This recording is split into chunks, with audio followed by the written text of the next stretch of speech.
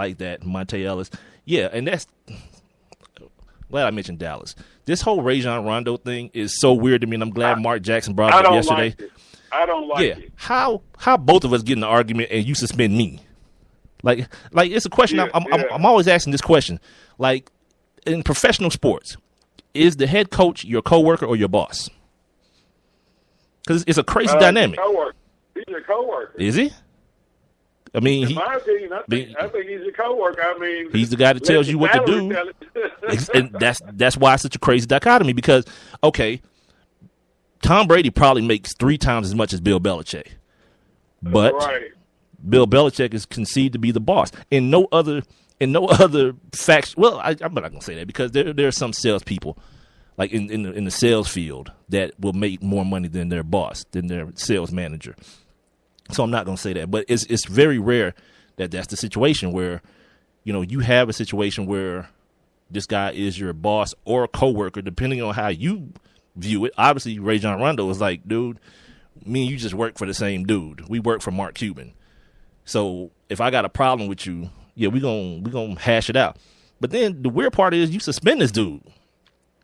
Like, I don't know who. Like, I guess Rick Carlisle suspended him, but. Right. If it's just an argument. The thing about it is, but it's crazy. I mean, Rick Carlisle was a former player. He know how things get heated. You know what I'm saying? That's the only reason why I didn't even really like it, was because it's like, dude, in the heat of the moment, what happens in the course of a basketball game. And two, Rondo does come with that baggage, though. Like, he comes with that confrontational reputation as well. So that I believe that's part of it. Like, if this is the guy that you're gonna deal with going forward, because he's gonna be a free agent at the end of this year, you pretty much rented him, and hoping he would fit, one, which he hasn't really, and then two, hoping he would re-sign next year. If that's to be, if you're the coach, if you're the head coach, you got to rein that in early. And I understand from that point. He's gonna be a Laker. He's gonna be a Laker. You think Rajon Rondo is gonna be a Laker in Kobe's maybe final season? I'm just saying, man, he's not going to be – I mean, looking at the Dallas Mavericks play, and I've had the chance to see them play at least 4 times with Rondo on the roster. That the play between the 1 and the 2 on Dallas is just – I mean, I don't really like it because, you got a guy on the floor in Ellis who needs the ball. Right. He needs the ball. But then you got a guy like Rondo who needs the ball but for a different reason because he's distributing. Well, I mean, that's why people thought it would work. Free Monte up, free Dirk up. It's weird. I mean, it's the same. What's the difference in that dynamic and the Paul Pierce, Kevin Garnett, Ray Allen dynamic? You got Paul Pierce and Ray Allen, guys who need the ball, especially Paul Pierce. Well, I'm saying, but the thing about it is, I mean, Ellis is the dude that, I mean, he needs the ball to create his shot. Like, once he gets the ball, I mean, you see when he gets the ball, if he brings the ball up, 9 times out of 10, he's either going to try to go to the hole or he's going to shoot a 3. He's just going to take it himself because that's what he does. So it's just kind of weird, like I said, to see a guy like, a Rajon Rondo who is a consummate distributor out there on the court, but then you got a guy, there's just, like I don't know. It's just weird watching. Finishing up the Western Conference playoff picture as it stands right now. We talked about actually Dallas and Dallas and Houston, and Portland and the LA Clippers. That LA Clippers squad is going to be it's kind of weird to me. Blake Griffin's still out with that elbow. I think he's on his way back. DeAndre Jordan and Chris Paul have been holding down the fort, but they're kind of lingering there in that 5th position, game back of Portland right now. Hopefully, when Blake Griffin gets back, he helps out, but he's not going to really do anything for their depth. They're not a very deep team. When you talk about guys like Big Baby coming off the bench, Jamal Crawford is just, I call him. He's like the 2015 version of Vinnie Johnson. He just comes off the bench shooting, and no one says anything. Right. He's one of the Jamal Crawford. I love watching his game. Like between him and DeAndre Jordan, I could watch that Clippers team all day long. But again, we talk about a situation where, the playoffs are going to tell their story again. And not only their story, but it's time for us to start, looking at this Chris Paul thing more closely. You know what I mean? Like, he wanted out of Charlotte, not Charlotte, New Orleans. Orleans. Right. You know, the Lakers thing fell through. He's with the Clippers now. He's got the coach he wanted. You know, Vinny's gone. Here's Doc Rivers. You got, you know, Blake Griffin, another star.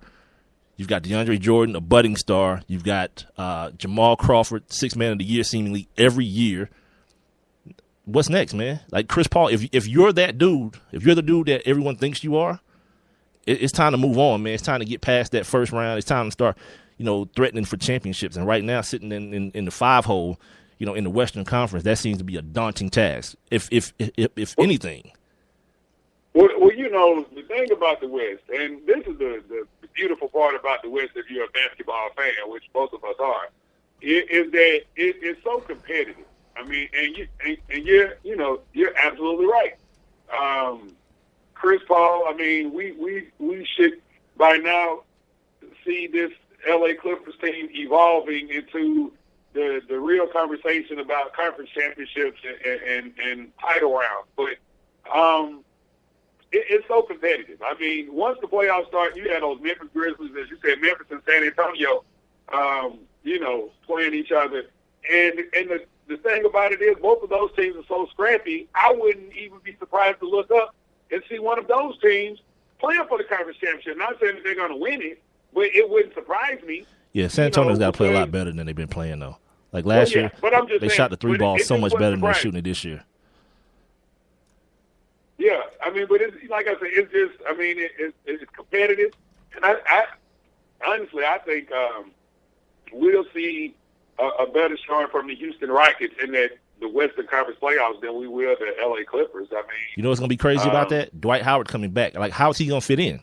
Like, is he gonna be a dude? Like, because at this point, it's like, my man, you probably gonna have to come in and do your DeAndre Jordan thing.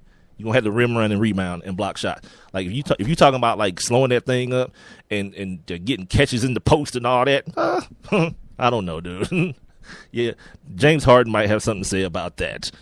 Like, well, you know what it's going to be like? You remember a couple of years ago when Al Horford had missed, like, maybe like 70 games of the season, and he came back in the first round of the playoffs? Well. And he just didn't fit in. Right up front, he just didn't fit in. It was like everything was awkward. Well, Al was doing too much, too. That first game. Yeah, Al was trying to play, like, point center, too, so that was the problem. Right, you remember that, right? So you remember. Yeah, so Al was doing way too much. That's the one thing that Dwight is not going to be able to do is come in and try to do, try to overdo it because they've been, going, moving right along without him. But, one thing that we didn't mention that I think is going to be good for them in the playoffs is the addition of a guy like Josh Smith. Oh, by the way. Boy. Oh, Jay Smooth. Oh, God. So I told you I'm reading this article, right, about the Sloan Analytics Conference at MIT that they just had. Mm-hmm. And Josh Smith came up in it. And I tweeted this out, too, at Sports Kings Live. If you want to follow us, at Sports Kings Live on Instagram as well. If you want to send us an email, it's sportskingsatl@gmail.com. I just basically just asked the question, guess who the Houston Rockets' leading three-point shooter is?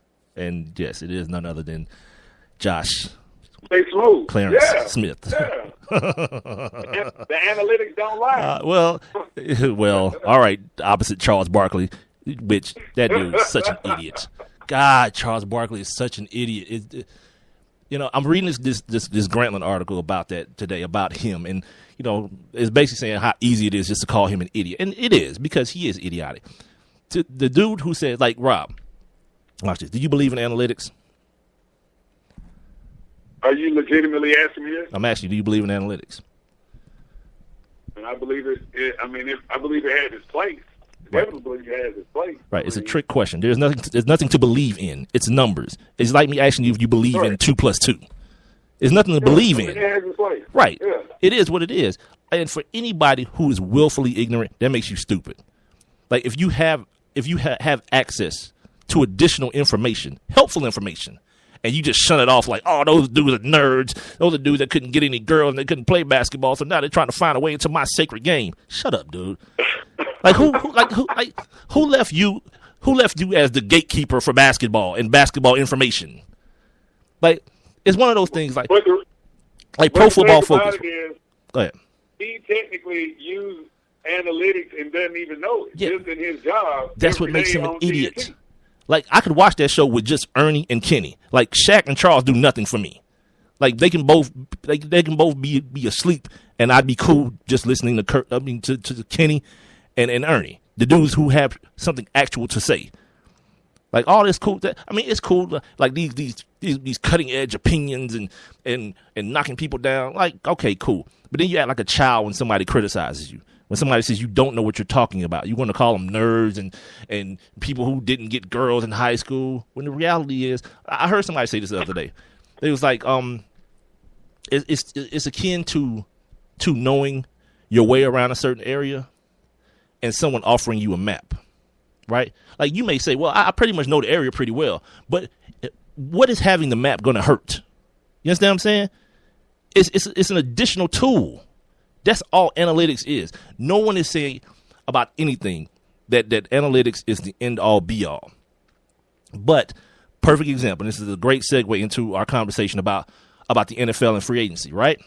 Ndamukong Suh is about to cash in for somewhere around $110 million, like $50 million guaranteed. Unbelievable, right? That's quarterback, man. It's very believable. But here's the thing: Ndamukong Suh had 8 sacks last year. So if I go with just that, right? Why should I pay Ndamukong Suh $150 million guaranteed? No, it's the analytics. It's the stuff behind the 8 sacks that's going to get him paid. That's where we're at now. Like, how many times does Ndamukong Suh affect the quarterback? How many times do other people come free because he's getting double teamed? At what rate is Ndamukong Suh being double teamed within a football game? Like, certain things like that are within the analytics. That's why 32 out of 32 NFL GMs subscribe to Pro Football Focus. That's why. I remember at the station having this conversation last year when Pro Football Focus came out with the least talented rosters in the NFL, right? And it was the Atlanta Falcons. Now, it's just based on numbers. It's based on the experience of the guys on the roster, where each guy ranks at their position throughout the league. So if Paul Warlow is like the 120th linebacker, right? He gets a certain grade because he's not one of the top guys, and so forth and so on, through quarterback, through wide receiver, and so forth and so on. That's all it is. And so the dude that was hosting the show that I was producing, he kept on saying, like, well, this is just their opinion. And I'm telling him, no, this is no one's opinion. This is numbers. This all it is numbers. There's no one's opinion. And that's the other thing about analytics. Your emotions are taken out of it. It's all numbers. So no one's making an emotional decision about, man, I really like this player. I really feel like what the buzzword now in the offseason is veteran presence. Miss me with that. No one should be paid for their veteran presence, because you know who didn't have veteran presence? Andrew Luck. Russell Wilson didn't have any veteran presence. He keep going to Super Bowls. Miss me with the veteran presence thing. If he can play football, pay him. If he can't, let him be a coach. If you want presence or you want someone who can, influence the younger guys, Troy Polamalu is about to get paid for veteran presence. He can't play football anymore. He's done. Right. But, because he's a Steeler for life. Miss me with it. If you can't play anymore, you got to ride. It was nice having you. You got paid a king's ransom. Cool. Now you got to ride, because you can't play. Football is unforgiving. Sports in general is unforgiving. At some point, you won't be able to play anymore. The Kobe Bryant thing. His documentary Muse premiered Saturday at 9 on Showtime. Great too. Yeah, I felt it was very compelling. It was touching too, man. And the one thing, if nothing else that I took from it, is that fans are. I'm notorious for saying fans are just idiots for the most part, just idiots. Because when this dude was going through that stuff with that Colorado stuff, like the stuff that you don't know is happening, is life and death is in the balance. Like this man's wife miscarried their baby because of what was going on. Now, I'm not blaming fans for Kobe's actions because he, you know,